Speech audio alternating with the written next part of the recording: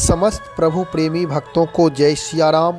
भगवान की अहेतु की कृपा से, उन्हीं की प्रेरणा से आज का विषय देवों के देव महादेव भगवान शिव की उपासना पर चर्चा होगी। यह अनुष्ठान बहुत ही उपयोगी है।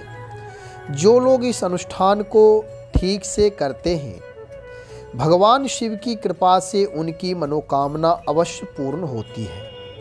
यह अनुष्ठान उन बहन बेटियों के लिए है जिनके विवाह में किसी कारणवश बार बार रुकावटें आ जाती हैं। अनुकूल होते होते यानी ऐसा लगता है कि इस बार घर वर परिवार की अनुकूलता होकर रिश्ते पक्के हो जाएंगे, परंतु फिर परिणाम में प्रतिकूलता ही आती है, यानी रिश्ते बिगड़ जाते हैं।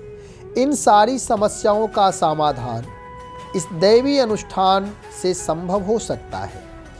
यह अनुष्ठान पूर्ण रूप से मौलिक चिंतन के आधार पर है। जो लोग इसे करना चाहते हैं या किसी से करवाना चाहते हैं तो धैर्य और ध्यान पूर्वक पूरा सुने और बताए हुए नियम के अनुसार यह अनुष्ठान करें। अब प्रश्न होगा कि कब से प्रारंभ करें, कैसे करें, कितने दिनों तक करें, तो अब ये सब सुने। अब जो बताया जा रहा है वह बहुत ही महत्वपूर्ण है, ध्यानपूर्वक सुने। पहले बताया जा चुका है कि यह अनुष्ठान केवल बहन बेटियों के लिए है।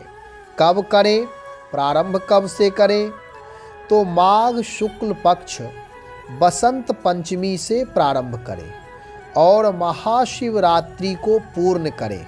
इस अनुष्ठान के लिए यह समय बहुत ही उत्तम है, इसलिए इस अवसर को चूकना नहीं है। अपने घर के अनुकूल वातावरण में रह करके यह अनुष्ठान करें। अनुष्ठान काल में यदि बहन बेटियों को शारीरिक परेशानी हो तो अपने परिवार के सदस्यों से सहयोग लें। अब पूजा की तैयारी कैसे करें, तो सर्वप्रथम अपनी भावना के अनुसार शिव पार्वती की सुंदर तस्वीर ले आए। यदि पहले से घर में चित्रपट उपलब्ध है तो नए चित्रपट लाने की आवश्यकता नहीं है। किस समय करें, तो यह समय सुबह में करें। सुबह में एक निर्धारित समय रख लें। उस समय पर प्रतिदिन उसी समय अनुष्ठान प्रारंभ करें, यानी पूजा शुरू करें। बसंत पंचमी से पूजन प्रारंभ करें। पूजन से पूर्व पूजन की सामग्री एक थाली में व्यवस्थित कर लें। निश्चिंत होकर शांत मुद्रा में बैठ जाएं। पहले अपनी भावना को शुद्ध और चित्त की एकाग्रता के लिए भगवान श्री राम का नाम यानी विजय मंत्र श्री राम जय जय राम, इस विजय मंत्र का कम से कम 108 बार जप कर ले। अब प्रश्न होगा कि भगवान शिव की आराधना में राम नाम की क्या आवश्यकता है, तो इसे भी सुन ले। और यह वास्तविक सत्य है, इसलिए इसे ध्यानपूर्वक सुने। इससे दो लाभ प्राप्त होंगे। एक तो मन की एकाग्रता और आपको विजयश्री की प्राप्ति होगी, यानी आपकी कामना पूर्ण होगी। दूसरी बात, विशेष बात यह है कि भगवान शिव और पार्वती राम नाम के अनन्य उपासक हैं। इनसे बड़ा कोई राम नाम जापक नहीं है। इसलिए भगवान शिव पार्वती को राम नाम अत्यंत प्रिय है। राम नाम से बहुत शीघ्र प्रसन्न होते हैं। इसलिए निष्ठापूर्वक श्री राम जय जय राम इस विजय मंत्र को कम से कम 108 बार जप अवश्य करें। उसके बाद क्रमशः आगे बढ़ेंगे। हाथ में फूल अक्षत जल लेकर अपनी भावना के अनुसार समर्पण भाव से शुभ संकल्प करें। मन ही मन अपनी मनोरथ, अपनी कामना प्रस्तुत करें। फिर धूप दीप नैवेद्य व्यवस्थित रूप से अर्पण करें। श्रद्धा विश्वास से युक्त होकर के अर्पण करें। तिल तेल का दिया जलाएं। भगवान को भोग क्या लगाए, तो नैवेद्य में कोशिश करें कि जब तक माघी पूर्णिमा अर्थात माघ के पूर्णिमा तक कोई भी पदार्थ लगाए तो उसमें तिल अवश्य स्पर्श करा दें, यानी 2-4 दाने तिल डाल दें। तिल का लड्डू हो अथवा गुड़ तिल हो तो भगवान को ये अर्पण करें। दूसरी बात, माघी पूर्णिमा के बाद यदि तिल का लड्डू ही भोग लगाते हैं तो कोई दोष नहीं है। यदि नहीं लगा पाएंगे तो उसके लिए कोशिश करें कोई फल हो या घर की बनी हुई कोई सामग्री या मूंगफली किशमिश आदि ये भोग लगा सकते हैं। बाजार की कोई मिठाई भोग ना लगाएं क्योंकि उसकी शुद्धता नहीं होती है। दूसरी बात, यह अनुष्ठान साकाम अनुष्ठान है। जितनी शुद्धता से हो उतना ही अधिक लाभकारी होगा। ये बात हुई पूजा की। अब जो मैं बताने जा रहा हूँ कि पाठ क्या करना है, किस चीज़ का पाठ करें, तो इसके लिए बहुत ही महत्वपूर्ण बात ये है कि रामचरितमानस भगवान शिव के द्वारा रचित है। कैसे सिद्ध होगा?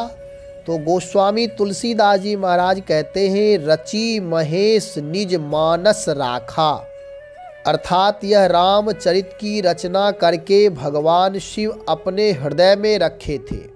समय पा करके श्री पार्वती जी को सुनाया और इसी क्रम से हमारे आपके तक यह रामचरितमानस प्राप्त हुआ है। तो इस परम सिद्ध ग्रंथ जो रामचरितमानस है उसका पाठ करना है। कहाँ से? तो बालकांड दोहा नंबर 235 से जय जय गिरवर राज किशोरी से प्रारंभ करें और बालकांड दोहा नंबर 236 जान गौरी अनुकूल सिय ही हर्ष न जाई कही मंजुल मंगल मूल बाम अंग फरकन लगे, यहाँ तक पाठ करें। उसके बाद कपूर से भगवान शिव की आरती करें, आरती गाएं और आरती करने के बाद समर्पण भाव से भगवान नाम का कीर्तन जप करते हुए प्रणाम करें। और जैसा कि बताया गया है कि यह अनुष्ठान बसंत पंचमी से लेकर महाशिवरात्रि तक करना है। तो महाशिवरात्रि के दिन व्रत रखें और भगवान शिव की विशेष रूप से उपासना करें। अक्षत अर्चन, बेलपत्र अर्चन अवश्य करें। अनुष्ठान के कुछ पालनीय नियम हैं, जैसे अनुष्ठान जितना नियम से होगा उतना ही उत्तम होगा। श्रद्धा विश्वास समर्पण अधिक से अधिक पूर्ण रूप से रखें करें। सावधानी रखनी है कि अनुष्ठान काल में बहुत सारे लोगों के साथ या किसी के घर जाकर खाना पीना उठना बैठना ना करें। अपने परिवार के सदस्यों के साथ ही रहें। यह घृणा की दृष्टि से नहीं है, घृणा किसी से नहीं है, लेकिन अनुष्ठान काल में विशेष शुचिता पवित्रता की आवश्यकता होती है। इसलिए प्रत्येक क्रिया में सावधानी रखें। किसी की निंदा ना करें, किसी में दोष ना देखें। अधिक से अधिक भगवत भाव से ओतप्रोत होकर के रहें। भगवान नाम का चिंतन करें। ऐसा करने से भगवान आशुतोष की कृपा से आपकी मनोकामना अवश्य पूर्ण होगी। यही मंगल कामना के साथ श्री राम जय जय राम।